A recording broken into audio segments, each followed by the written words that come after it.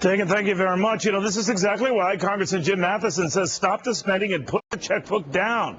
He is what they call a blue dog Democrat, and he is from Utah. So, Congressman, what do you make of Wall Street continuing to fall off? Is it because of the spending? Is it because of the fears that, you know, the more Congress seems to want to do or the president seems to want to do, the worse it gets? What? Well, I think it's dangerous to come up with one simple reason, but I will say this.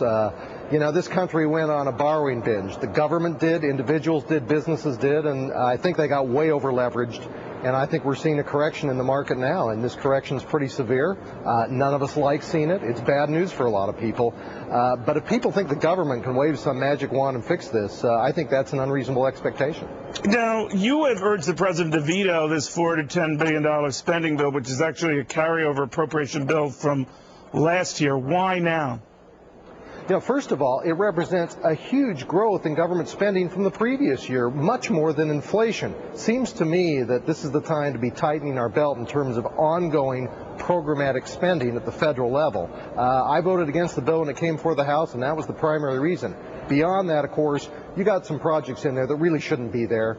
The process by which these projects get in the bill needs to be far more transparent, and we can eliminate these nonsensical projects that, quite frankly, embarrass the institution of Congress. All right, now, but yeah, I'm hearing from you, sir, and some of your Blue Dog colleagues that you're beginning to roar now. You were kind of quiet. You were looking at this. You were trying to work with the party. But now, I'm not saying you're opposing the party, but you're certainly being heard more. What got you going?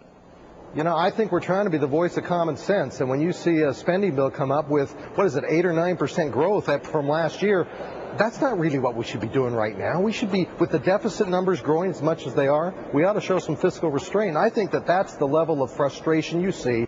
You know, for me personally, and to the extent I speak for my other Blue Dog colleagues, I think we're just trying to take a real pragmatic approach, saying, you know what, in the times we're in right now, we really shouldn't be showing an 8 or 9% increase in spending from last year.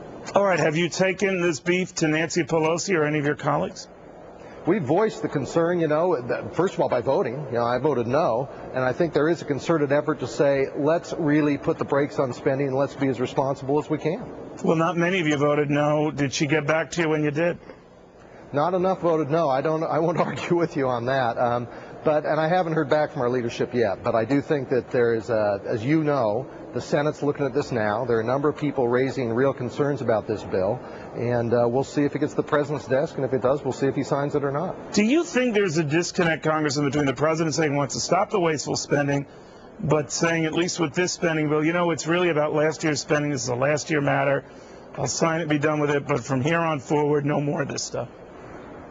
Well, you know, it's hard to say that, to say, you know, I really want to do the right thing, but let's get this one done first, even though that's not the, you know, it's not the right thing to do. I think that in this case, it wouldn't take much to have a modified bill that would be more in line with keeping the growth in government spending at least at inflation, and not more so. It wouldn't take that much effort to do that. Is this the beginning of a revolt? Well, you know, revolt's kind of a strong term, but I do think that it's time for people to stand up regardless of what party they are and say we got to be responsible in the decisions we make. You know, the budget that the president submitted had some things that were of great concern to me. This $600+ billion effort for health care, where we don't know what that means, it's hard to commit to spend that kind of money when you don't know what it means. And this notion that there's going to be, through a carbon-based cap and trade program, money going to non-cap and trade issues and funding other government programs, that's concern too. So I think there are a lot of us who are trying to raise these questions, and I think that's what people want us to do. All right, Congressman, thank you very much. The Congressman mentioned